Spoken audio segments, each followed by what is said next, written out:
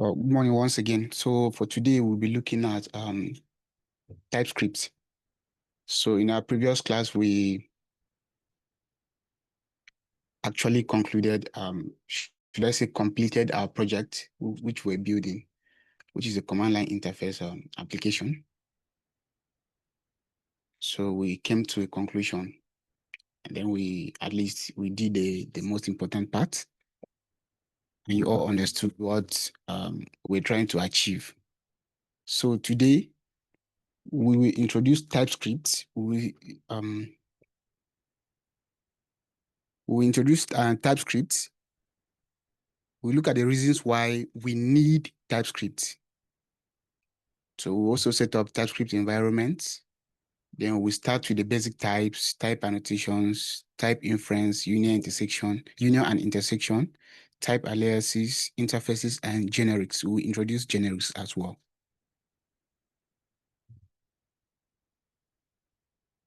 Okay.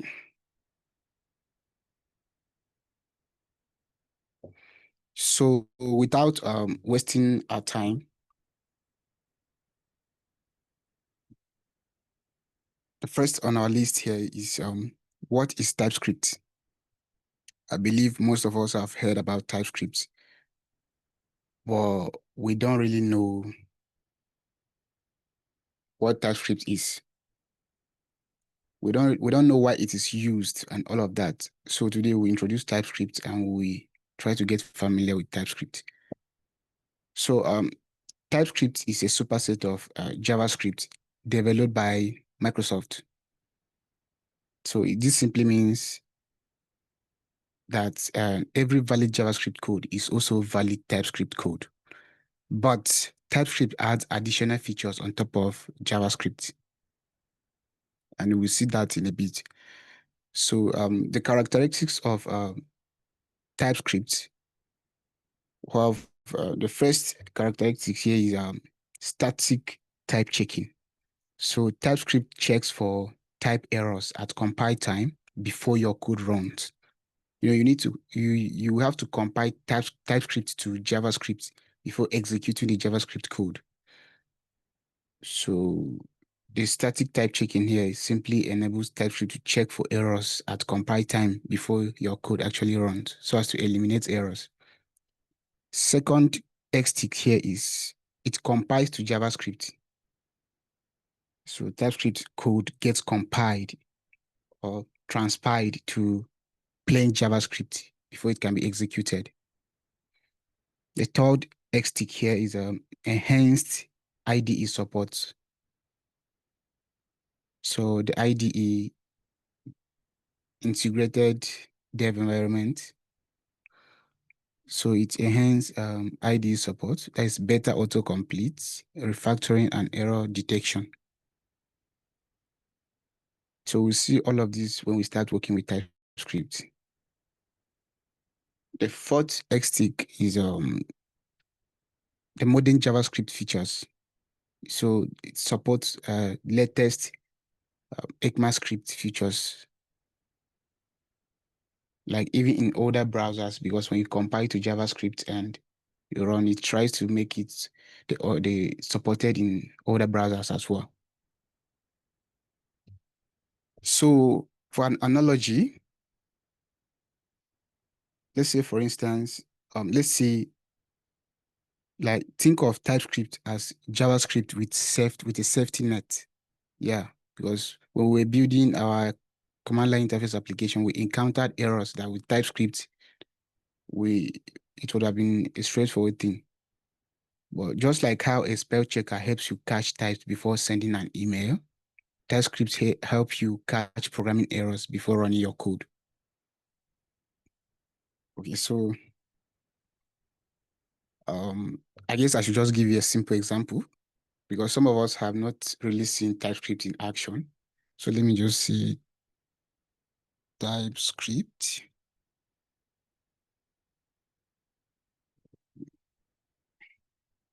Should have opt in for a playground. So it's downloaded. The playground is downloading TypeScript.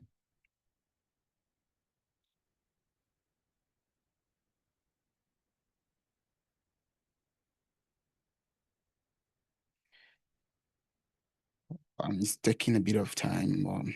Let's wait for it to actually download.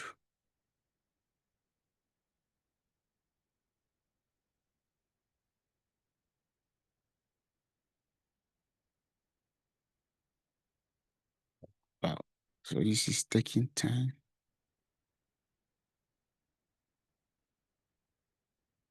Would love us to have a quick example before. While that is downloading, let's open up VS Code as well.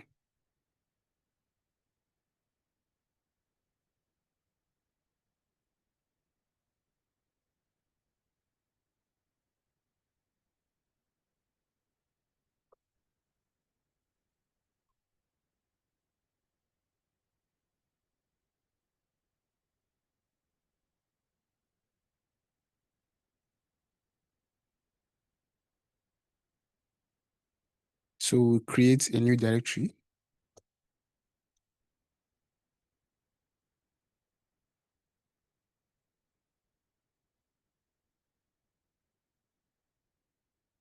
Then we'll cd into the directory here.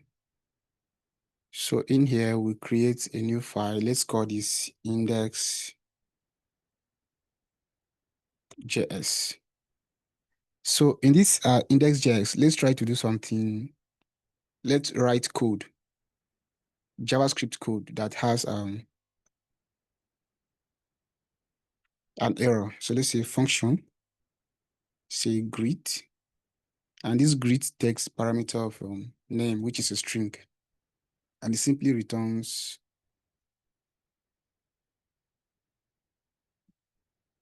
hello, and then name to uppercase like this. So if you come over here, we say log, say greet. You pass in 1, 2, and 3.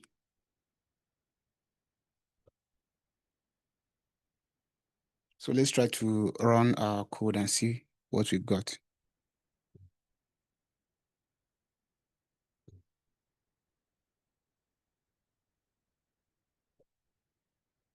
So node index.js. So we got a couple of errors. Name.uppercase is not a function. Name.uppercase. Okay. Guess I'm not seeing this well. That uppercase is not a function. So let's pass in something like John. So we have hello, John. But when we passed in 1, 2, and 3, run this, and then we got an error here. And name.uppercase is not a function. So with TypeScript, before even running this, you will see the error. So I guess it should, wow.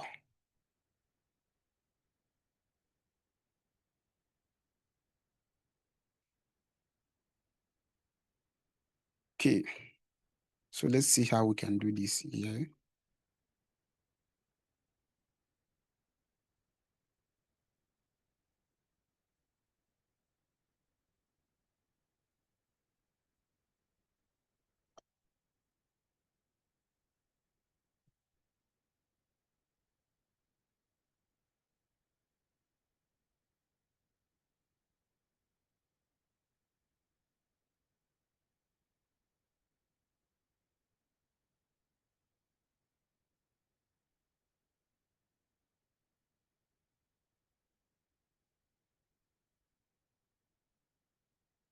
So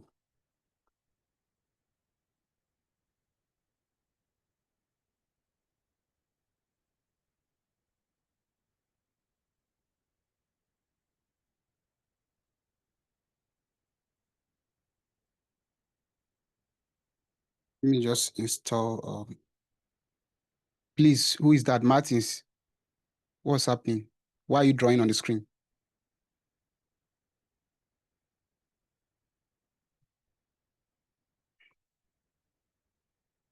Okay, so I guess it's done downloading. So what we need to do now is come over here. Please, Martins, erase all you've drawn on the screen, please. Let's copy this, bring it over to the TypeScript, the playground, paste it here. And now immediately you paste it. We are already seeing a red underline on this parameter. So name implicitly has an any type. So we just come over here. So the name is a string. And once we say the name is a string, we see another error, which is this 123. And the error here says argument of type number is not assignable to parameter of type string. So should I just zoom in?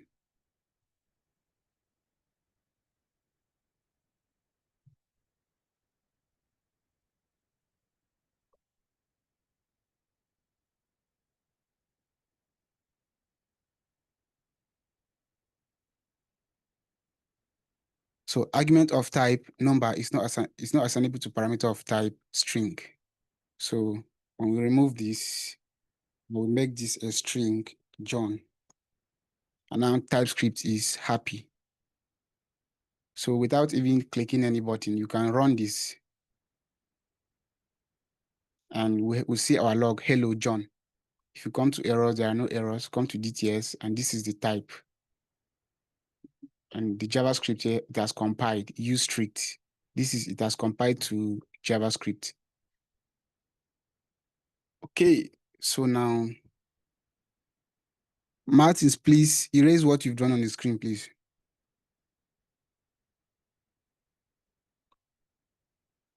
So this is basically how TypeScript work. So in JavaScript, there was no way to capture this. It was just silent, and when we run it, we got an error. Yeah. So this is basically TypeScript.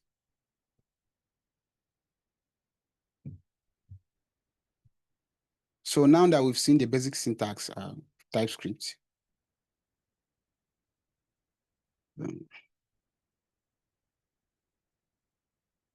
why use TypeScript?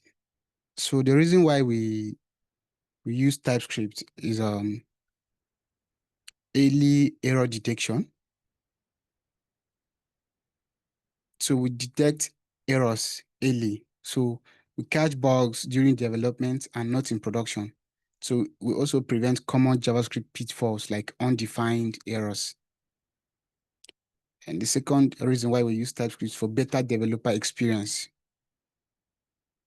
So under better developer experience, there's intelligent autocomplete and IntelliSense, easier refactoring and across large code bases. If you're using TypeScript and you want to refactor it, will be very easy for you because when you make mistakes, you encounter it will throw errors. I mean, the linter will show you where possible errors occur, so you can just make changes to those places.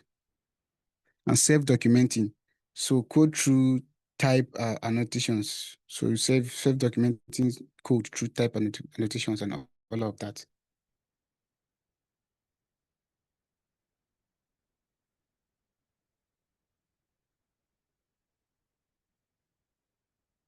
And all of that. So third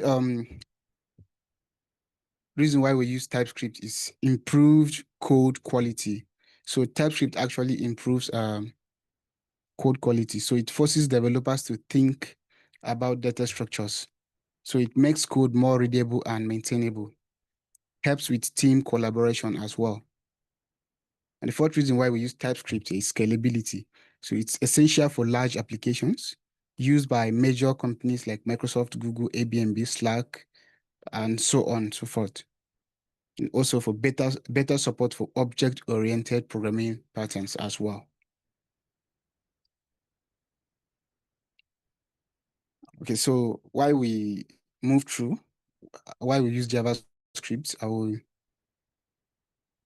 let me show you another example here. Let's say, for instance, we have a function that calculates a total. Say function, and the name of the function is calculate total. Then taking the items as parameters. I mean, as a parameter, the items as a parameter to calculate its total. So we say return items reduce. You know how the reduce function works. See higher other function that takes a callback function, and in this callback function we have the sum and item. So what are we returning? We say sum plus I dot price, and the initial value will be 0. So we start with 0. So now if we come over here and we say, okay, calculate total, and we say sum total, or we say notes and array. So if we go ahead and run this, we get an error. So what's the error saying? Items or reduce is not a function. So what we are supposed to pass as an argument to this calculate total is actually an array and not a string. So, but with TypeScript, we can just let's just copy this, then bring it over to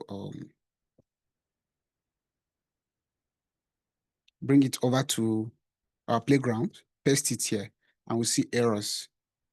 So if you open the error here, you'll see parameter items implicitly has an any type. Parameter sum implicitly has an any type. Parameter item implicitly has an any type. And as I hover over this, you see the types in the playground. So if I hover here, you see item is colored red, the background is red, sum is background is red, items background is red. So if we come to JavaScript, we have this use strict, but then we have errors because this is wrong. So how can we go ahead and correct this? 1 minute, 1 second, please.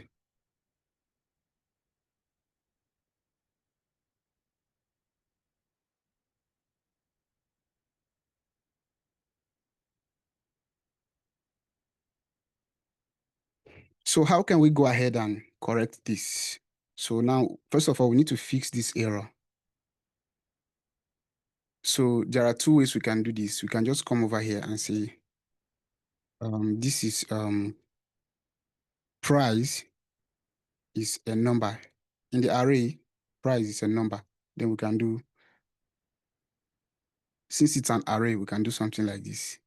This is an array. And we no longer have errors. Now the errors we're encountering is argument of type string is not assignable to parameter of type this. Because in each array, we have price as a number. But what we are passing here is a string. So we can come here, see, we have this, then we have price 20. We have another object, price 40. And we're good to go. So if you open JavaScript now, you see this. So you can come over, you can even do this and say console log, and then you pass this as an argument. So you can go ahead and run the code. And we have 60 because 20 plus 40 will give us 60. So this is saying it's an array of objects, which each object has a price, which is type of number. But if we don't want to do that, we can, there's another way of doing this, which looks sweeter. Say array, then you do something like this. Come over here, do this. You're saying it's an array of objects which number property, which each item is of type number. Then our code runs perfectly. So now we cannot go ahead and pass something like we cannot even do something like this. We get an error. We cannot do something like 10, 20, 30. We'll get an error. So we are getting type number is not assignable to type object price number like this.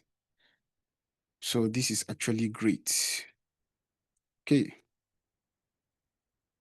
So we've seen how why we use TypeScript and how useful it is to us. So now moving on, we'll set up our TypeScript environment. So what we need to do first is to install TypeScript. We'll verify our installation. We'll create our first TypeScript file, write our first TypeScript code. We'll compile and run it. Then we initialize a TypeScript project using TSC, TypeScript compile. So first of all, you have to have Node.js installed. I believe we all have Node.js installed on our machine. Now, the next thing is to install TypeScript. So in this TypeScript directory, say npm I TypeScript, or let's say npm init-y. So we can go ahead and delete index.js, move to trash. Then clear our terminal and say npm I TypeScript. Now, if you open our package.json, we see TypeScript version 5.8.3. I guess that is the latest version, because if you come over to our playground, we see the version here is 5.8.3. We have other versions as well. But yeah, this is the latest version 5.8.3. So this is cool. Now coming back to our editor, we've installed TypeScript. So let's verify. We say tsc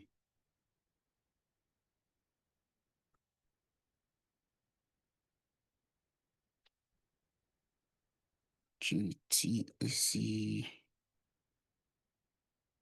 Okay, we've installed this actually. So npx tsc. Okay, so now we have TypeScript installed. When we run npx tsc, we have version 5.8.3, tsc, the TypeScript compiler, version 5.8.3. Common commands, tsc compiles the project, that is the tsc config.json in the working directory. The tsc app.ts, util.ts, ignoring ts config.json, compiles the specific file with default compiler options. So now we don't have any ts config.json. So let's go ahead and create a new file. Let's call it index.ts. And let's come over to our playground. This is our playground. Let's copy this. Bring it to our editor here. Paste it right here. So now we're using TypeScript. Look at the extension. The extension for TypeScript file is TS. And now we have the same error we're having in our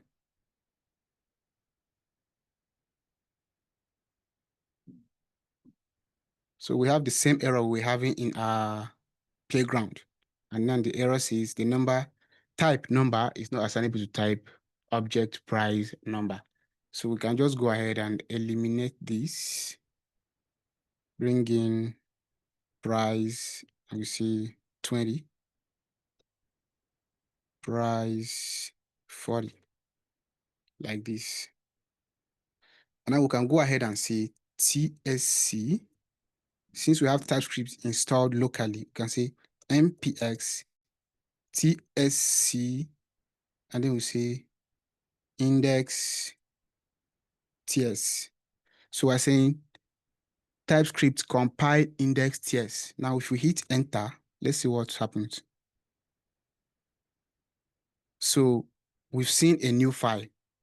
What we did was to run npx ts index ts, and we've seen a new file. Let's open this new file. And what we see, what is inside this file is actually JavaScript code. So we can now run node index.js, and we have 60. So you cannot run TypeScript in Node.js. Now, Node version 23, I guess, supports TypeScript out of the box. But what it does under the hood is compile TypeScript to JavaScript before executing. So now we'll see how we can automate this process of, first of all, we can go ahead and add another one. Now we say price 10. Then we can come over here and say npx TypeScript compile index ts.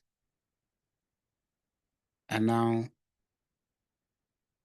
you see the old file. First of all, we have to delete this. When we set up ts config file, everything. Oh, okay. So it's not there, it's here. So we'll have price 10. So now we can run npx tsc index ts. Now we can come over to our index.js file and we have this. So we say node index.js and we have 70, 20, 40, 30, which is 70. So this is great. So now that we've installed TypeScript, we verified our installation, we created our first TypeScript file. We've written our first TypeScript code, we've compiled and we've run it. So now let's initialize a TypeScript project. So how do we do that? Let's come over here and let's say npx tsc. So now we have this. So it's telling us what to do.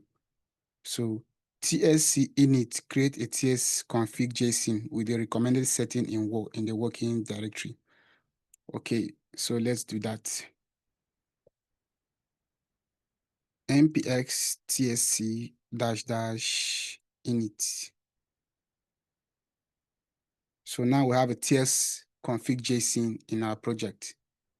So if you open up, you see target, language and environment, target ES6, that is EX 2016. Set the JavaScript language version for emitted JavaScript, blah, blah, blah, and all of that. So you can change this to, let's say, okay.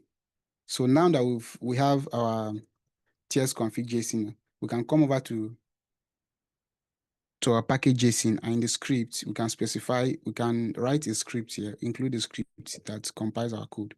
Let's say build, and this will say TSC, like this. So now let's go ahead and say npm run build. And then you can see TypeScript build TSC. Now if you open index.js, you will see this. Now if you come back to TS config, and we'll explain more about this TS config file later, maybe in this class or our next class. And the module is common.js. So we can specify what module code is generated. So we can come over here and then ES 2016. And then we can say it is ES3 or ES5. The default value ES3. I guess this is the first version of JavaScript. Let's say ES5. So ES5, let's go ahead and do this once more. And let's open index.js. Now, if you look at the code, this is no longer ES6. We have function, calculate total, return items, reduce, and there is no arrow function here. This is a regular function. Okay, let's even delete this. Let's run it once more. I'll have index.js, and this is our output. So in our tx config JSON, we can come over here and search for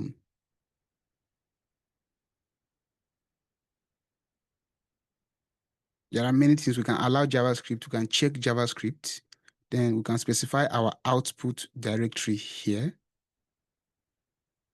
And our output directory should be build. Now let's save this. And then let's run this once more. And now if we delete this index.js, let's clear the terminal. Now we run npm run build. And this time around, there's no index.js here, but in the build directory here, in our TypeScript directory, if you open the build directory, you see index.js. And if you open it, you see our compiled JavaScript. Now, if you come over to package.json, and you see run. This one here will be node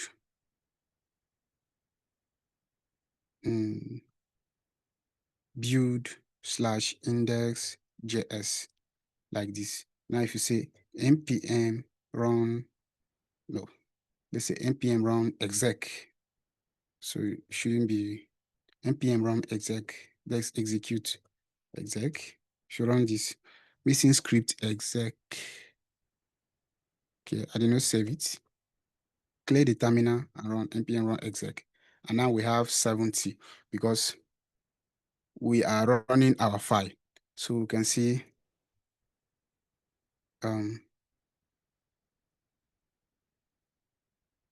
let's specify or let's say this one is compile. This one is build. This one should be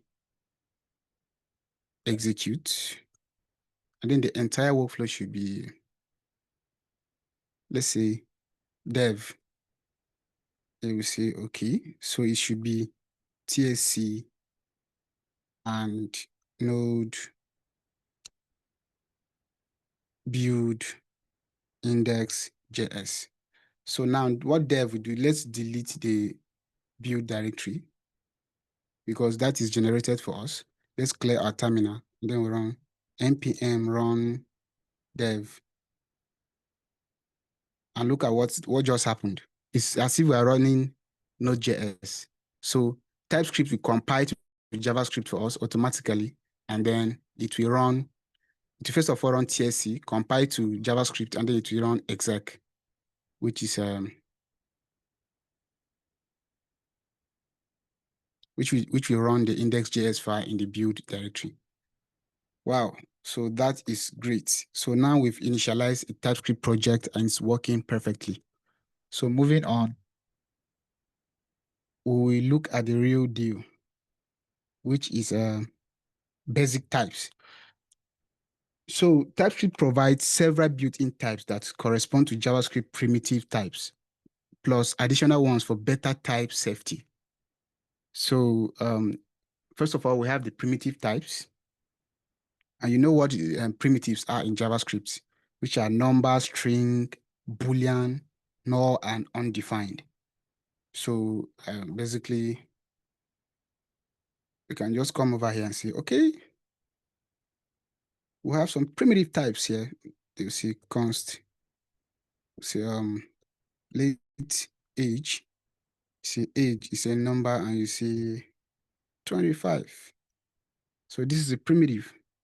So a primitive can be let price, which is a number, is equal to 19.9. It can be an integer or a floating number. It can even be a hexadecimal number. This is also a number, and this is equal to 0xff.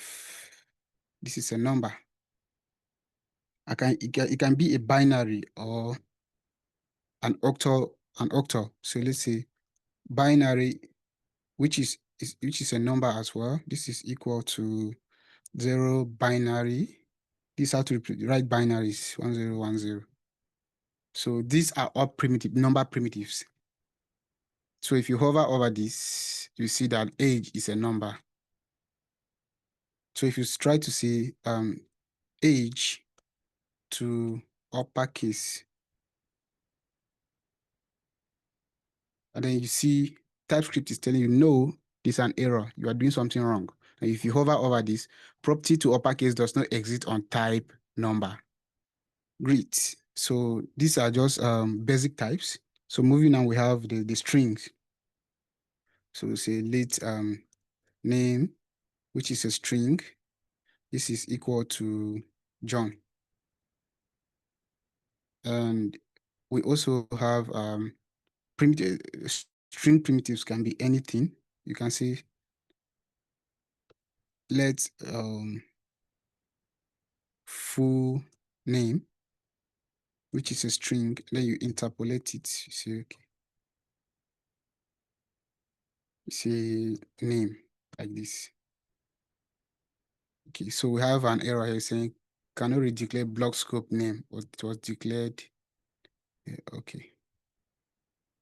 Let's say person name like this. Come over here and say person name. So if you hover over this, it's still a string. So this we have this one here, number. These are number primitive types. And then we have this one here, which is string. And moving on, we have Boolean. So Booleans, we have let is active, which is a Boolean. This is equal to true. And let is complete Boolean, which is equal to false. And we have the null and undefined. So null and undefined.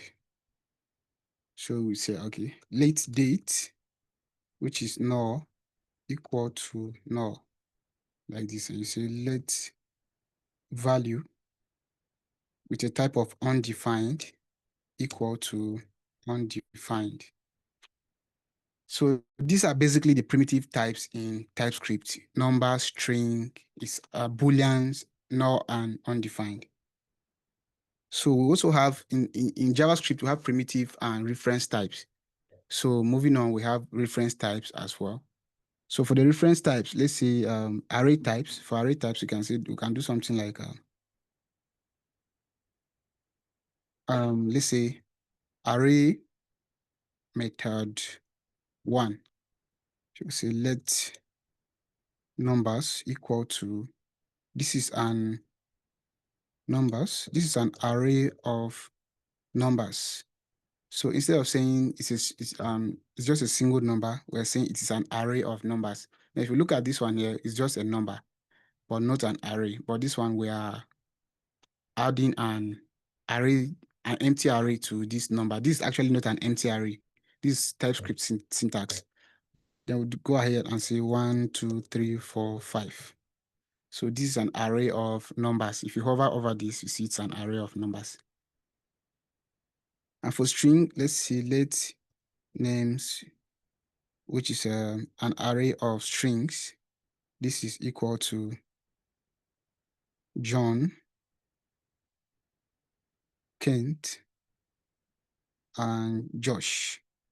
So if you hover over this, you see it's an array of string. So this is the first method. So we can even go ahead to see the second method. And it depends on where you find yourself and the method they are using. But all methods are applicable. But in some code bases, they don't permit this. They only permit this method 2. Some they don't permit method 2. They only permit method 1. So it depends on where you find yourself. So let numbers 2, which is an array of numbers. This is equal to 1, 2, 3, 4, 5.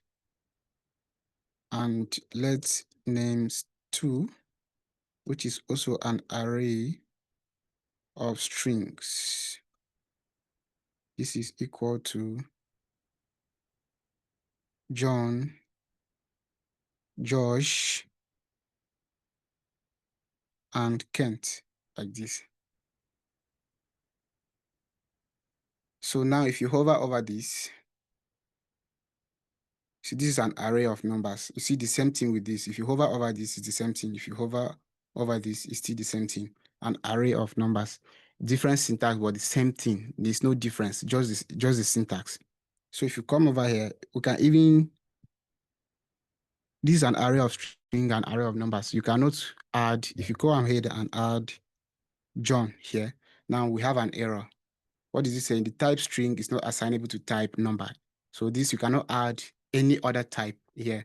You cannot come over here and add nor undefined. So this, remove this one. So it's you see an error. Type undefined is not assignable to type number. And this is one beautiful thing about TypeScript. The error definitions are very clear. So you know where the error occurred and you know why, the reason why you are seeing these red lines. Oh, so I'm including an undefined. So what do I do to avoid this error? So we have mixed array types. It's not actually not recommended, but then if you need it, you can go ahead and say, okay, let's mixed. So this one here is it's an array of strings or numbers. Say array. Let's first of all say this string or number. This is a union type, and we will look at unions later in this class. We're moving. We'll say you can come over here and say 1, 2, John, Kent, 8, 4, like this. If you come over here and hover, you see that it's an array of string or numbers. But if you come over here and add true, then you get an error because type boolean is not assignable to type string or number. This only accepts numbers or strings. Great. So you can even copy this, paste it, rename this to mixed2 and say array this, come over here, do this, and we are good to go.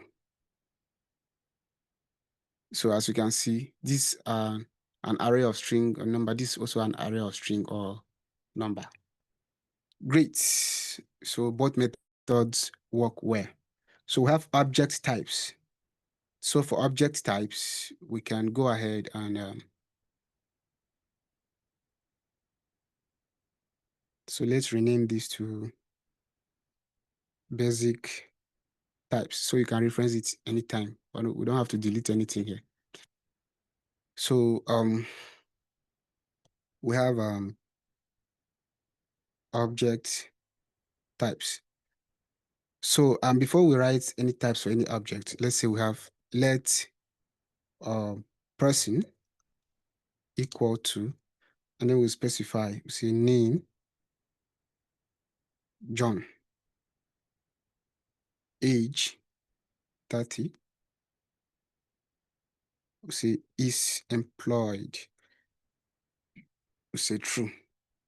Now, if you hover over this object, if you hover over person, you will see that the person here, the type here is the name is a string, the age is a number, and the is employed is a boolean. So this is called type inference. Even without us specifying the type, TypeScript already knows, oh, this is just a simple type. So I can actually see that what you have here, this object has this type.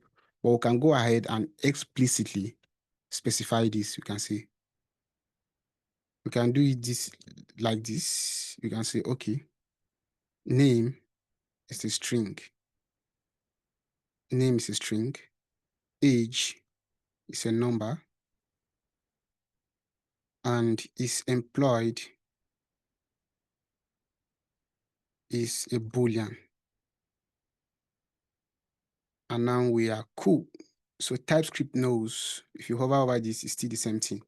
Now, if you come over here and change this thing to true, now we get an error. It's employed here. String is not assignable to type boolean. But one thing with type inference is if you come over here and remove this, now we don't see any error. Okay, but now we see an error. It's employed is supposed to not be a string, but a boolean. So we can move this outside and we can say type person is equal to this. And we can come over here and say the type is person. So instead of having this, if you hover over person, you see this type here, this person. You can come over here and add it saying that the person here is type. And if you make this a string, you get an error. Great. So this object types. So we can even make something optional. Now, if you remove this employed, is employed, you get an error because this expect is employed is missing in type, name, string, age, number, but required in this person. Is employed is required. So if you want to make this optional, whether to add is employed or not, you can come over here and add a question mark. And now the error is gone. But if you try to bring this thing here and let the paste it and say let person 2, and you say, okay, it's employed. Now, that's we mentioned about autocomplete, better autocomplete and developer experience. So if you start to type is, and you see is employed, now you say true. Even though the is employed is optional, if you look at this, is employed is optional. And if you hover at is employed, it's either a Boolean or an undefined. It's either is specified or it is undefined. By the time you come here, it says true. You get an error. Is employed is only specified or it is undefined. And if it is specified, it must be a Boolean and no other type. So this is what this means. So if you come over here, remove this one, and great, we are good to go. So this type person is employed is optional. The first update doesn't have is employed, and we're cool with it because it is optional. You can specify it or you can omit it. Great. These are object types. Just copy this and put it under object types here. So moving on, we have special types. Special types. And for special types here, we have any, we have unknown, any, and unknown. So we have other types as well, but let's look at any. So for lazy developers and for JavaScript developers, when they start using TypeScript without learning it properly, they start encountering errors. So they start encountering errors. So let's even run npm run build tsc. Now, if you open build, open basic type JS, now you will see we have our comments and then we have our JavaScript. We have useScript. Full name is equal to this concat pname. And the reason why this is like this is because we set our TS config here and we are targeting ES5 and not ES 2016. We have ES 2023, 2024. But what we want is ES 2016. And we can even go back to ES3. Now with ES3, let's run this npm run build. And then we have declaration. Option is has been removed. Please remove it from your configuration because I think target ES3. So the least version we can target is ES5 or ES 2016. Let's go back to our ES 2016. And now let's look at, we have, this is not ES6 syntax. If you look at many of these, okay, these ones, they are basic, but this one here, this dot concat, this is not ES 2016 syntax. So we can go ahead and run npm run build. And now we can see our ES 2016 syntax here because we are specifying in our TS config that we want this TypeScript to compile our code to ES6, which is ES 2016. Great. Now, if you come back to our basic types, we have our special type. So we say let anything, let it be any. And then we say this is equal to 42. Now you can reassign anything, say anything is equal to yo, or you can say anything is equal to true. Because this is, it doesn't have any, we rarely, I mean, developers rarely use it because you don't need to use it much. because maybe you are converting your code from JavaScript to TypeScript. You use it sometimes to actually do some work and all of that. Okay, so this is any. You can specify any type, even an empty string, a boolean, undefined, null, and all of that. But you can enable something in your tsconfig JSON that disables that. Where is it? Strict true, no implicit any here, and strict null check strict function types. Allow strict true.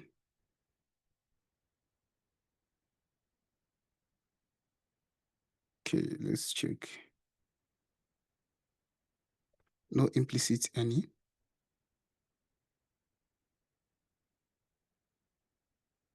Okay, tsconfig use strict is always emitted. Okay, this one is for use strict, and enable error reporting for expression declared with an implicit any type strict.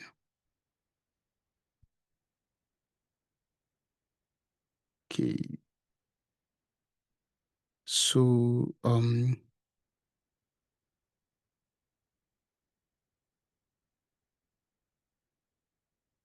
enable all strict type checking options. Okay, so maybe come back to this later, but I don't know why. So we're supposed to get an error here because of this any we've specified. So we have any, and we have this one here is any, and we have a special type also unknown. So the unknown type here, you say let user input, let it be unknown because you don't know what the user will enter. And now if you come over here and say, okay, user input is equal to 5. And then you say user input again is equal to true. Now let's hover over user input. If you hover here, you have unknown. If you hover here, it's unknown. If you hover here, it's unknown. So because you don't know the value the user will enter. In some cases, let's say API endpoints, you don't know the type of data that will be returned and all of that. So if you come over here and say, we check before we can be able to use, say, if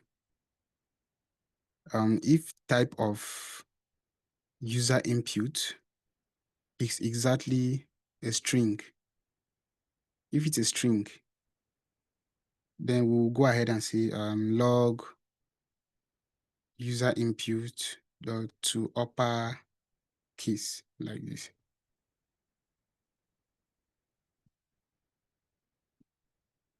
So you can even check if it's a number. You can let's just copy this one, bring it down here. I say if type of user input here is number. Now we have an error because you cannot convert property to uppercase does not exist on type number. So you can just say user input plus 23. User input plus 23 like this. So we can go ahead and say npm run dev. We have 70, which is our index.js.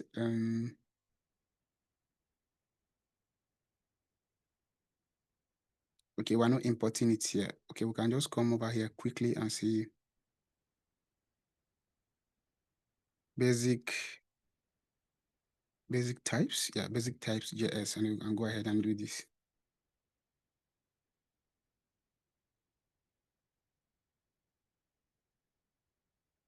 The input. So we're not seeing anything on the screen. Node build slash basic types JS. Okay, yes, if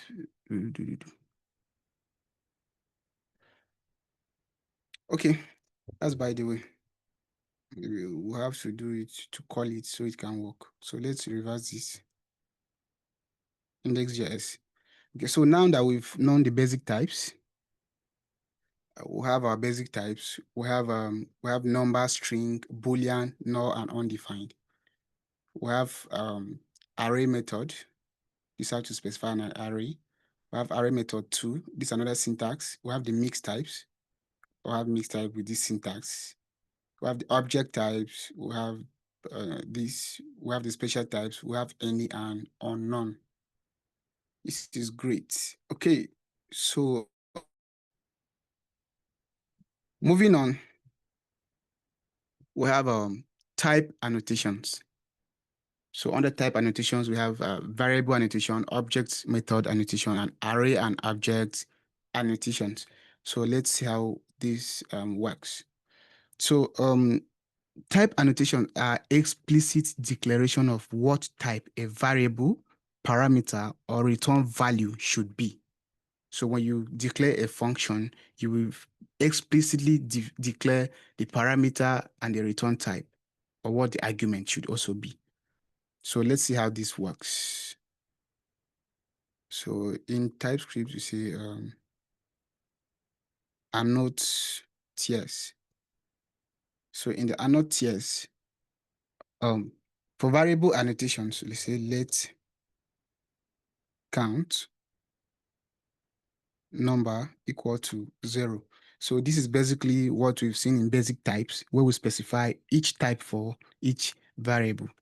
And for function annotations, so let's say variable annotations. So we can come over and say function annotations like this. So under function annotations, let's say we have a function. The function is, the name is greet, and it takes two parameters, name, which is a string, and age, which is of type number. And then what we want to return is, we want to return hello, name, and we say okay, you are you are age years old.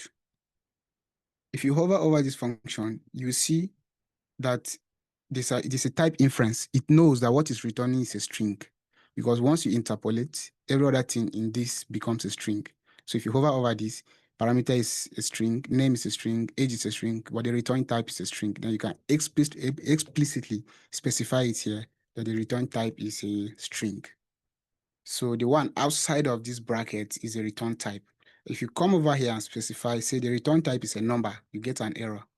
Now, if you hover over this, you see string is not assignable to type number. So the return type here is a string. So you cannot return anything else. So for most of us who have been having issues with JavaScript while developing, we're beginning to enjoy this already. So this is a lifesaver. So we try to understand it as much as we can so we don't have problems while developing with TypeScript. And as we are moving on, if you have any questions, you can go ahead and ask. Any questions at all, just raise your hand and we'll take it from there. Okay, so this is function annotations. So we can even have another function. This one here, let's say function add a, which is of type number, b, which is also of type number. Okay, so let's just do this. And this returns, we want the function to return a number, say return a plus b. Come over here, change this to add. Now, if you hover over this function, you see takes parameter of number, b is also parameter of number, and the return type is number. And you may be asking, if the age here is a number, then why are we not seeing an error if the age is a number? So what this template, what this interpolation here will do, these are template strings. So it will convert this to a string. Everything inside there will become a string. So hello name, you are age years old, and the age inside here, it's automatically a string, no longer a number. That is a type coercing. We'll look at that later in our next class, I guess. So this is type annotations. We've annotated this function here. So moving on, we can also do this with arrow functions. So let's say const multiply. This is equal to x number, y, which is also type number, and this returns number. And then we can go ahead and say return x multiplied y. So this is how to annotate arrow functions. So you can just remove this and then do like this as well. Move this. Okay, number, this, do this. And if you hover over this, it's complaining that a function whose declared type is neither undefined, void, or any must return a value. Isn't that sweet? So you can come over and say x multiplied y. But if it's JavaScript, no error. But this one is changed. No. Now, even if you remove this one here, and then this time around, this is type inference. So TypeScript automatically, though you are not returning any. So if you hover over this thing, the return type is void. That means you are returning undefined. You are returning nothing. But by the time you explicitly specify this here, the return type should be a number.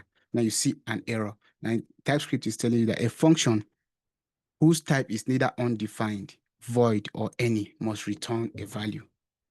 Because you are not returning anything here. So what you can do is say return x multiplied y, and the error is there's no more error. Okay, so this is sweet. So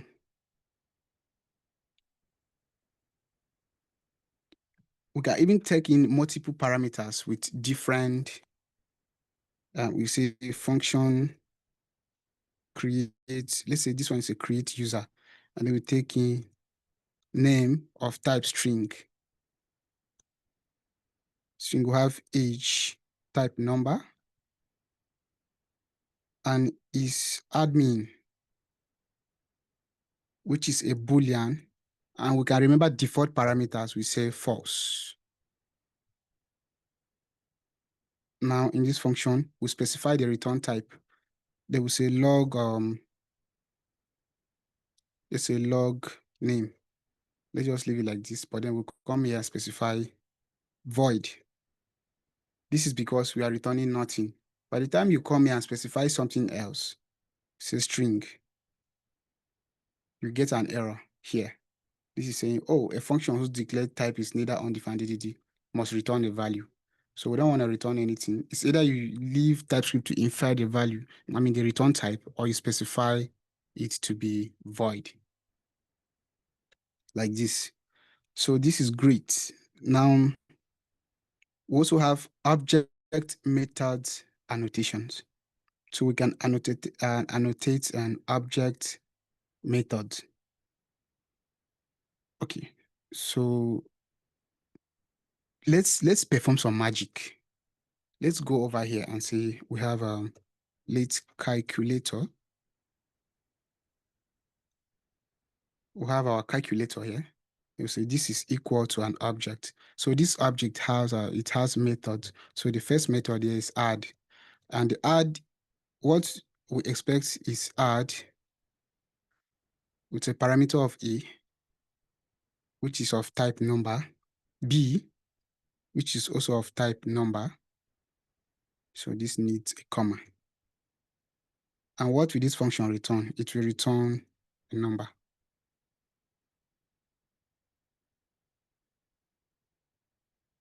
This function will return a number. So this is basically an arrow function. If it will return nothing, you say void. But by the time we specify void there, we get an error. If you hover over this, the undefined is not assignable to type number. And by the time you remove this one here, the error will go away. If you hover over this, take this and return this. But when you come here and say this returns a number, then you have to return something meaningful. You say return A plus B, like this.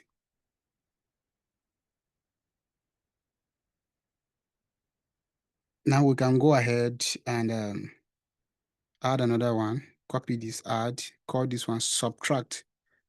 Subtract. And this one here is not an arrow function, but then it returns a number. Say return A minus B. Okay, function subtract here. This is a function like this. Now we also have, let's specify another one, which is multiply. And multiply here can be null, as this is type assertions. We'll look at this later on. And then we assert it. So here we have A type number, B, which also type number. And what is this returning? A number. Or this can be null, not a string, null. We'll do like this, null. So what does this mean? So we have this object here with 1, 2, and 3 methods. So what does it really mean? So we can say calculator dot, and then we say add. And in this add, we'll specify 3 and 4. Then we can say calculator dot multiply. And there's no error here. Now, if you remove this bracket here, this is a method on the object. Call it add 2, 3. Now, if you call this one here, you also need to add passing arguments of argument of A and B, which can be 2 or 3, like this. If you hover over this, what is it saying? Cannot invoke an object which is possibly null. So it is possibly null. Now you can just do something like this. Not there, here. This method can be, because we've specified null as this, it either can be this or null. So when it's null, JavaScript will encounter an error. So this is the reason why there's an optional operator. If it's null, just return null. If not, then execute this. So this is how to annotate an object. So you can even say it's any, but when you specify any, you can say this is a string or a number. That's not good. So we have array and object annotation. So we can essentially come over here. I see, okay. Let student, which is an object. Student is an object. Then we have name, string. So we can even have grade. String, grade is a number, not a string. Okay, grade can be, okay. And then we have subject, an array of strings, an array of strings. So we want this to be an array. So we do this. This is an array, student. So we can just come over here and say, okay, student. So now we can say this is equal to the actual array. So this array here, then we'll specify, we'll pass in an object.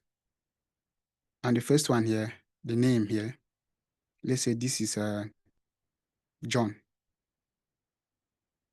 Another one, this one should be a string, which is a 98. Another one here, which is an array.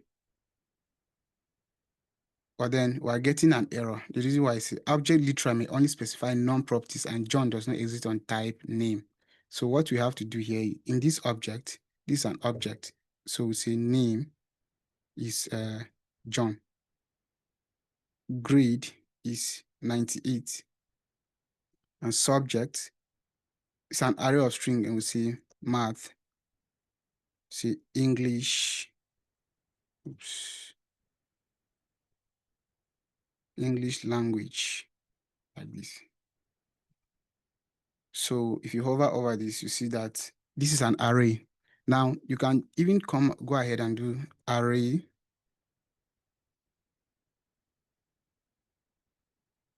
this. You can do this and we're good. If you hover over this, it's still the same thing. And here you can say it's an array of strings, an array of strings, and we're still good. And if you don't want your code to look ugly, you can just do some extractions here. You say type, student type is equal to, then you just grab this one, bring it over here, drop it here, and say this is a student. This is a type, students. And see the same thing.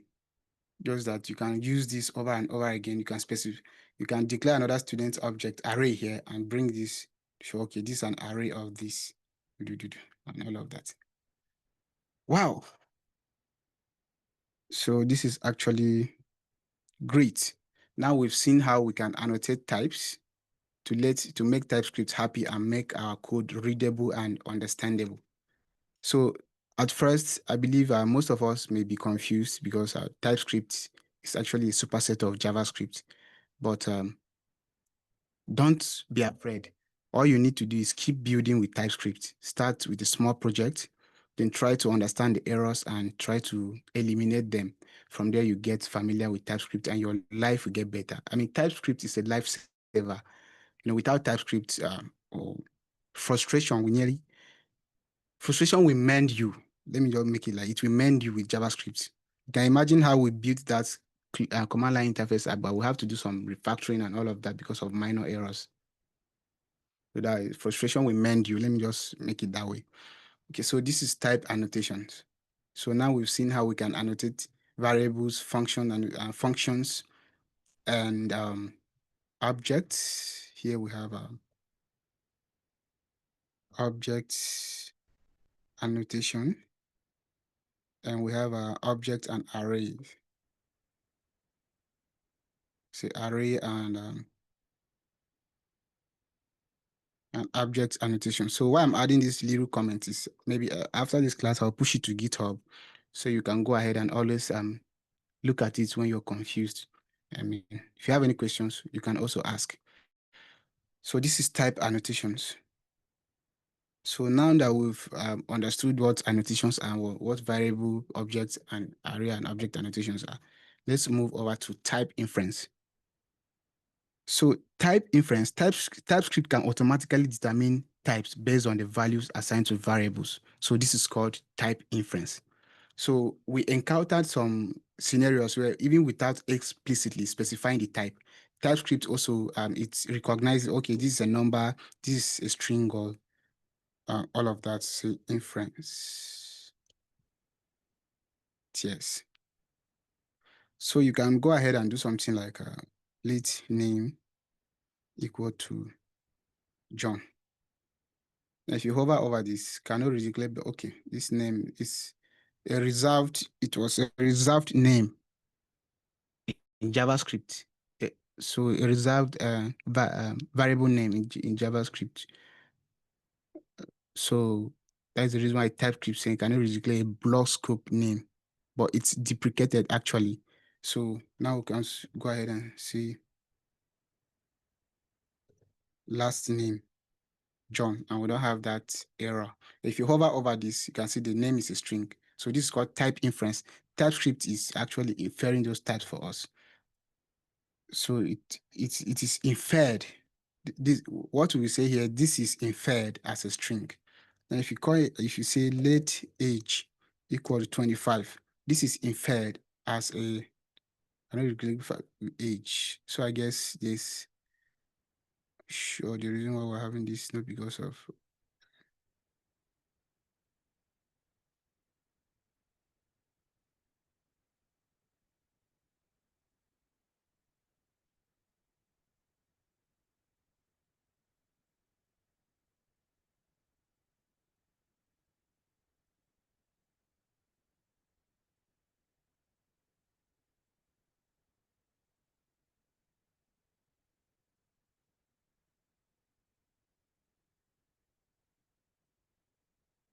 basic types 25 age was declared here. Basic types.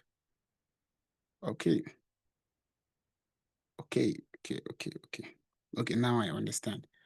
Okay, let's say person age is equal to 25, and this is inferred as a number. So we can even go ahead, if you specify, let is admin equal to true. This will be inferred as Boolean, as you can see. Now, if we can go ahead and do items is equal to 1, 2, and 3. If you hover over this, you see it is inferred as an array of numbers. But we'll get to best practices. We'll get to best practices for type inference. So we know when to allow TypeScript to infer types for us and when we explicitly annotate types. But for now, let's just focus on what's going on. So we now understand what type inference is. So this is inferred as a Boolean, and this is inferred as an array of numbers. Now, if you come over here and try to say John, and hover over this, can you see the type inference? Now it is inferred as an array of string or numbers. So let's even go ahead and say true. Now it is inferred as an array of string, numbers, or Boolean. So this is type inference. So TypeScript is trying to help our life. But in some cases, this is very, very dangerous. So you don't need to do this thing here.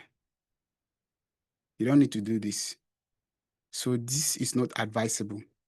Do not do this. So when it comes to this, just specify in TypeScript, just write your types like this. For variables, just do this like this and do not explicitly specify types. This is how in TypeScript it should be done. Do not explicitly specify types. So we can even do this is okay, what are we looking at? Let's quickly basic type inference. So this is basic type inference. So the next item on our list is function return type inference. Function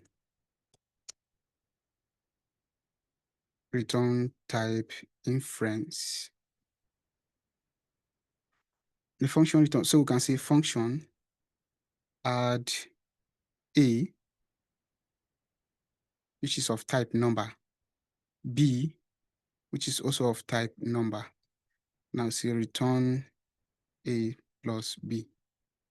Now if you hover over this function, you will see that the return type here is a number. You can explicitly specify number, but do not do this. Now if you hover over this function, there's a +1 overload. And the reason why there's a +1 overload here is, let's come back to our type annotation.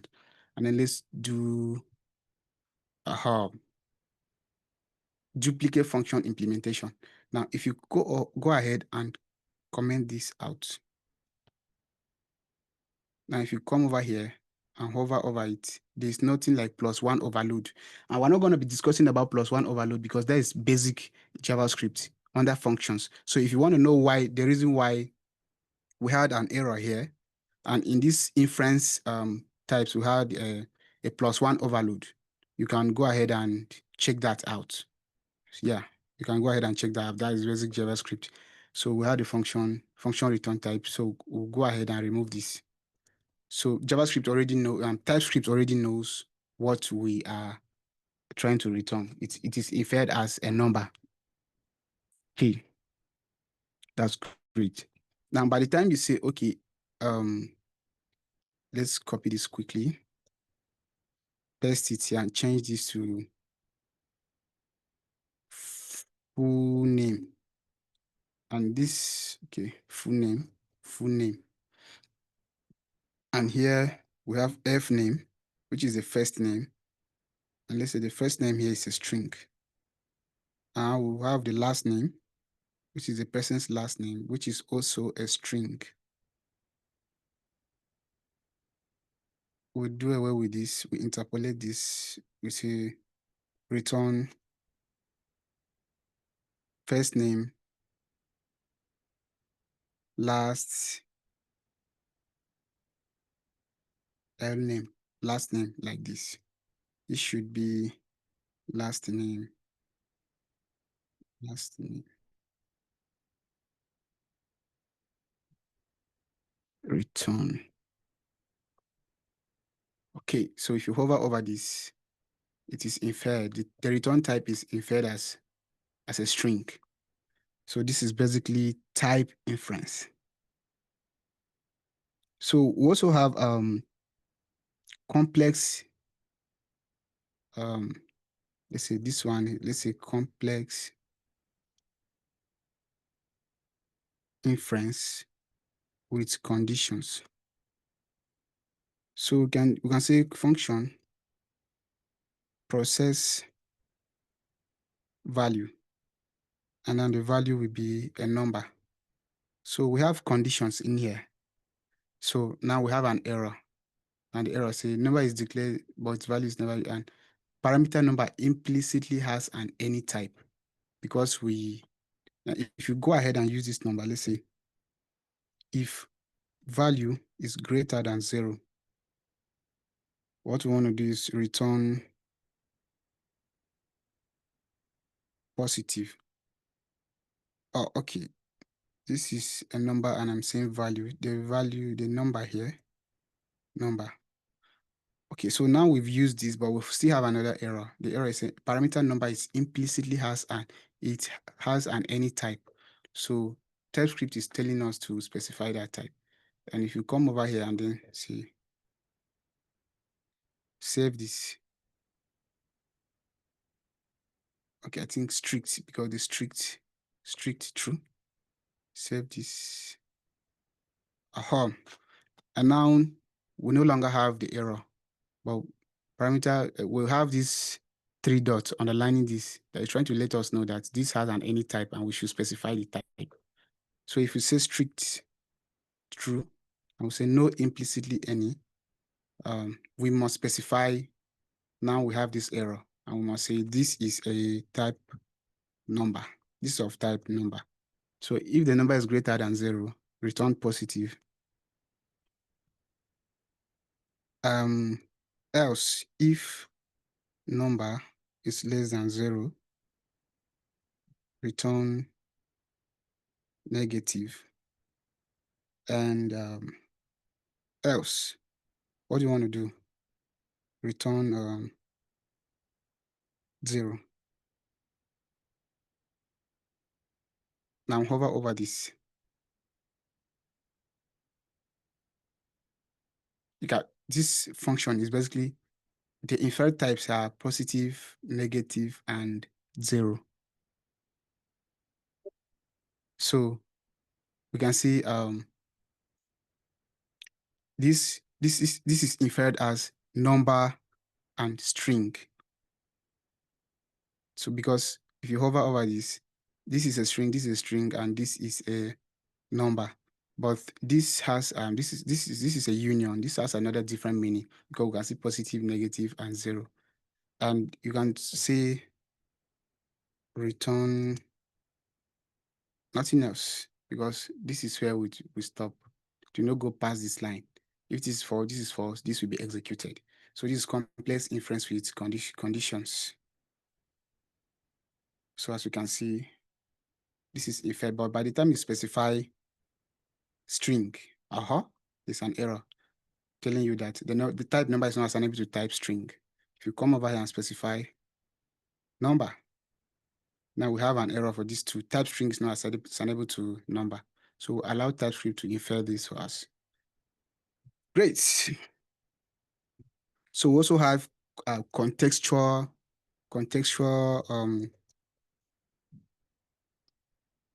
type inference. So let's say we have let nums equal to 1, 2, 3, 4, 5, 6. So this is inferred as an array of numbers. So if you say nums for each, this for each is a higher order function, number in the callback function, and we say log normal or to fixed. Can you see how TypeScript is auto-completing for us? But in JavaScript, we had to write everything manually. To fix, I will say to. If you hover over this is an array of numbers.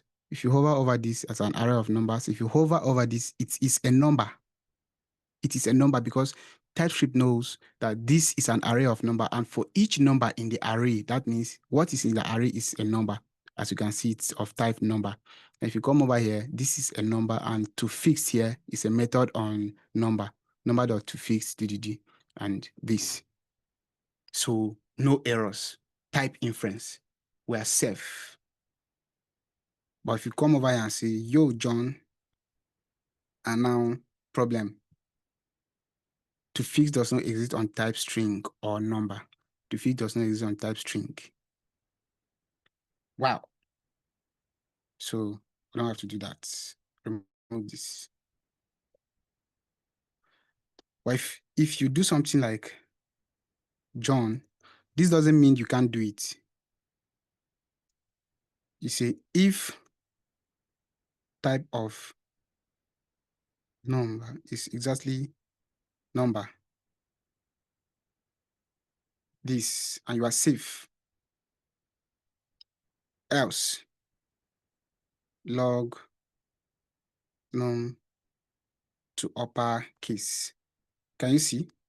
Now, look at the trick. If you come over here and say dots on the method, what you see here are only the number method, because TypeScript knows that what you're checking for, if it is of type number, you are just grabbing the number. So it's only the number types that are here to fix to. And when you come over here and try to call a method, and now you see it's only the string methods that are here, then to uppercase, and there are no errors, because TypeScript knows that the only thing we have in this array are strings and numbers. So if it is not a number, it must be a string.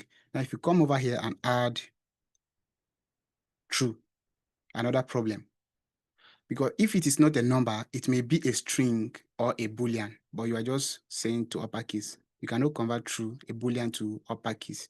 You can go ahead and just remove this one. Wow, that is great. So next on our list, we have best practices for type inference. So for variables and simple types, just that is the number one best practice. For variables and simple types, let TypeScript infer simple types. So just allow TypeScript to infer the simple types. You don't need to explicitly do that. Let TypeScript do this for you. Another good practice, explicit annotations when inference isn't clear. So if you don't want this to contain any other types, you can just come over here.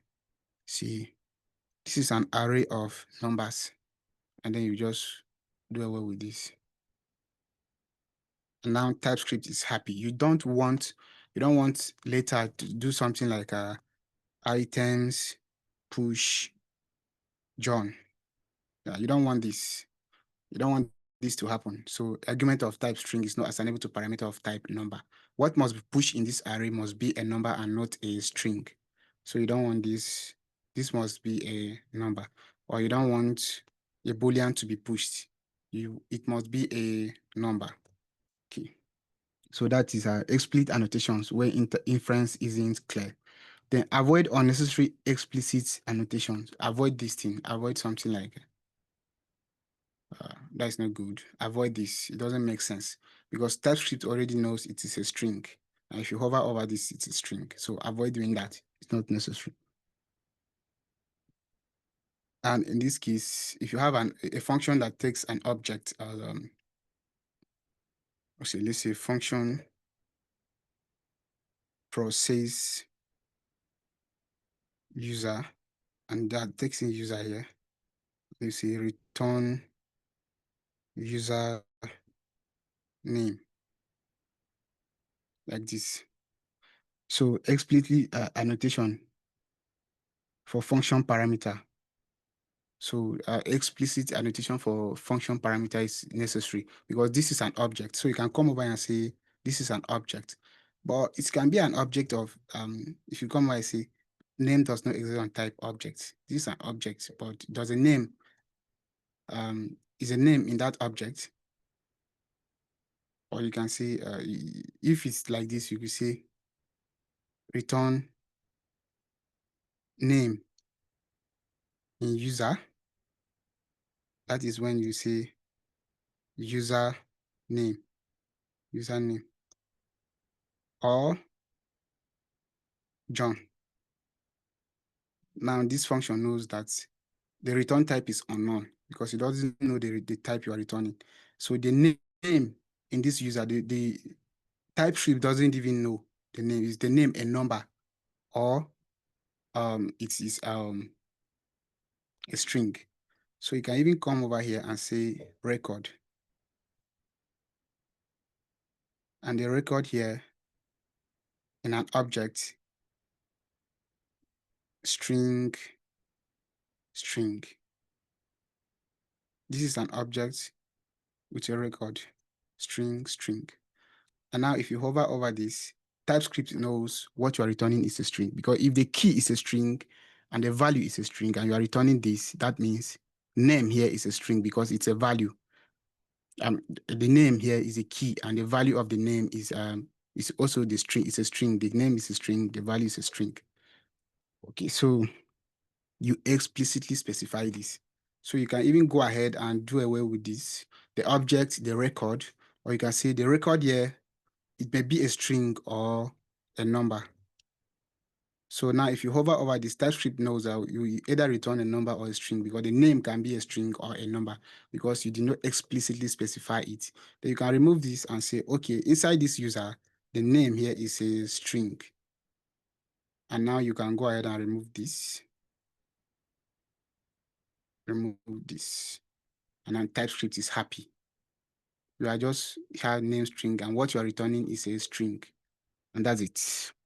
So we'll mention one bad practice: no unnecessary explicit annotation, but you should explicitly annotate when inference isn't clear and let TypeScript infer simple types for you. So you should also explicitly annotate function parameters. Okay, so what's next on our list? When does type inference phase? Okay, so empty arrays, TypeScript can't infer element type. Let's say you go ahead and do something like let's emp equal to an array.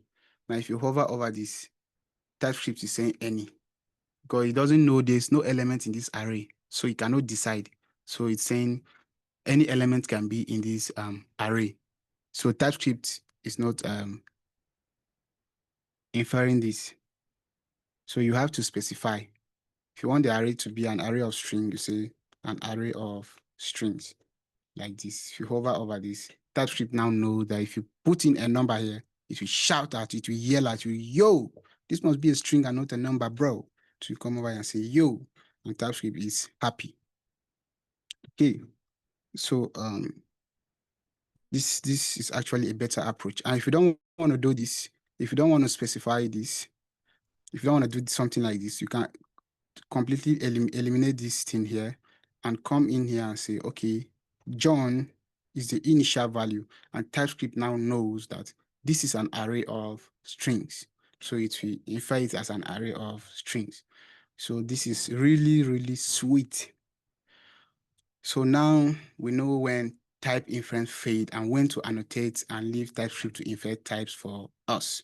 So moving on, we have union and intersection.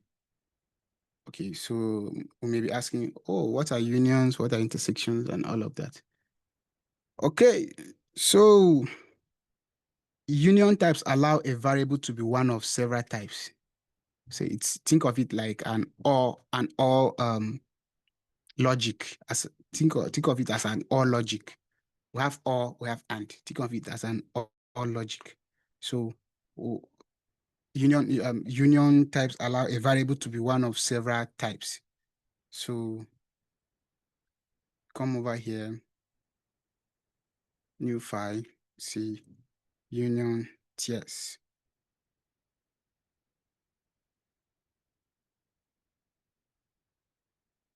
And our union tiers,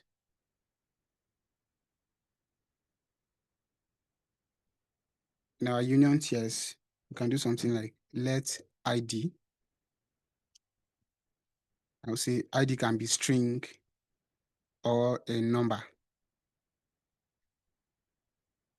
There's a colon here. ID can be a string or a number. So by the time you say ID equal to ABCD987, this is valid. By the time you say ID is equal to 87123451, 1235, and now this is valid. But once you say ID is equal to true, TypeScript will yell at you, bro, you specify this and you're saying ID should be a Boolean. It's impossible. So if you come over here and you see, oh, this is a string, this is of type string or number, but not a Boolean. And the error message here says type Boolean is not assignable to type string or number. So this is a union type. It can be one of two types, string or a number. So even in, okay, let's say we have a function, print ID. So ID can be string or a number. And this function is returning nothing. So the return type is void. Then you can say log ID, ID, like so, ID, like this. Remove this one. And we are good to go. So print ID. So now if you say print ID and you pass in 1, 2, 3, the function is happy. Print ID, you pass in ABCD, function is happy. Print ID, you pass in null, it will yell at you. Print ID, pass in a Boolean, it will yell at you. Print ID and you pass in undefined, it will yell at you. So this must be, and it must be, there must be a value. If you come over here, expected one argument but got 0. An argument for ID was not provided. So that is the reason why we're getting an error. But if you see, it may be provided or it can also be undefined. If you come over here, see, argument ID was not provided. See, undefined, like this. Or you can say this is equal to undefined, default parameters. And if you come over here and remove undefined, you are safe, no more errors. But either there's an ID or you say no ID, since it can be undefined. Wow. So this is great. Okay, but if it's only a string, type string and a number, this will fail. It must be this or this and nothing else. It must be a string or a number or nothing else. So we even talked about union types. But let's go ahead and check out this one here. Union types. We've seen union types in variables. Union types. So we have array union types. Array union types. Array union types. So we earlier saw this in our basic types here. It can be an array of, this is a union type I earlier mentioned. This is a mixed type. This is a union type, which can be an array of string or numbers. So we've seen that. So let's move to another example, which is let's see, we have type cat, which is equal to name string. The cat mews true, like this. And we have another type of this one, we call it dog. We have the name and it barks, which is true. Now we can go ahead and say let pet, which can be a union. Pets can be either a cat or a dog. Say cat union dog, cat union dog, cat union dog. You can say cat or a dog, cat union dog. Think of unions as in sets. Most of us that did sets in primary and secondary school can understand what union is. So you can say this is equal to an array. And this, we can have two items in this array. Say name here is whisk. Let's say, I don't know, whiskers. I don't know cat names, whiskers. We'll say muse. Oh, this is Boolean.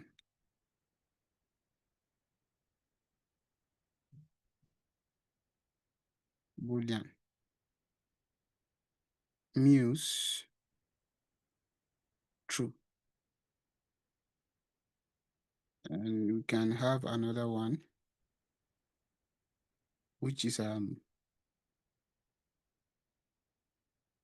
dog, which can be a cookie, which barks is true, like this. So this is array union types. So if you don't want to do that, say array union types, remove this, and then do this. And we are cool. No, yeah. And we are cool. Cat union dog. So this can be, you can even remove this one here. It can either be a cat or a dog or both. Yeah. So that is basically for union. So intersection types. So intersection types combine multiple types into one. Think of it as AND logic. AND logic. You know how AND works. So you can basically say, let's say, new file, intersection, TS. So intersection combine multiple types into one. So we can go ahead and say type person is equal to name string. Okay, so I've specified this earlier. Duplicate identifier. Worker.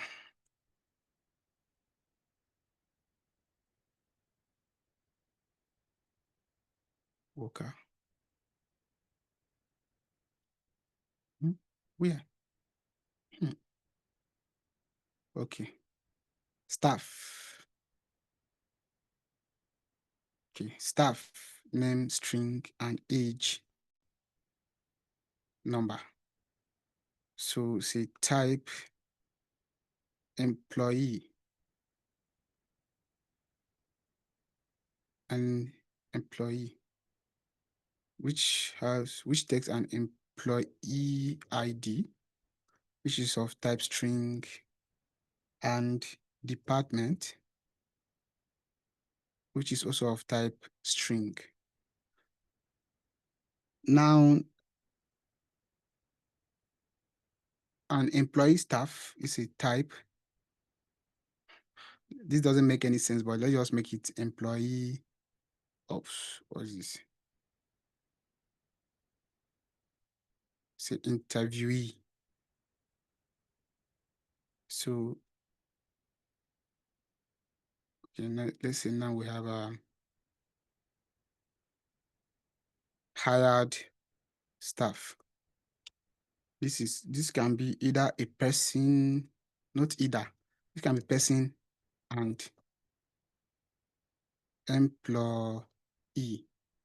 No, interviewee. We've changed that interviewee like this. Now, if you hover over hired staff, you see that a person and interviewee. So we are combining person and interviewee into one. Now we've hired them. So since we've hired them, they need an employee ID and a department. But this should be staff. This should be interviewee. So when they were not hired, they came with the name and age on their CV. That's correct. But now that they are hired, they are now a staff, so they need employee ID and department. So we don't need to make this data redundant. So just merge the interview name and age to the employee ID and department we've created for them. So we combine that. So now we can see let worker equal to name. See John, age 30, employee. So there's no auto completion here. But if you come over here and see hired staff, and then if you come over here and start typing employee, and then you see no hired staff person. This is not. We change this to staff. Hired staff and say employee ID 123 GDG. And we have a department, which is a engineering, like this. And by the time we omit one of these, let's say we comment out departments and we'll see an error. Name this, is not assignable to this. And it says but required in type. So department is missing in type this, but it's required in type staff. It is required here, but here you are not specifying it. So let's just comment this and we are good to go. So this is basically intersection.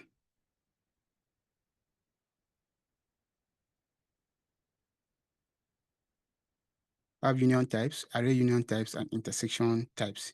So now we've seen how intersection works. So you can basically go ahead and practice with this. So you can have a third type that you can say and. You always combine those and then create another type. Oh, wow. So we've learned a lot today. So moving on, we have type aliases. We have basic type aliases. We have object type aliases. We have function type aliases. And we have complex type aliases. But because we're out of time, let's call it a day.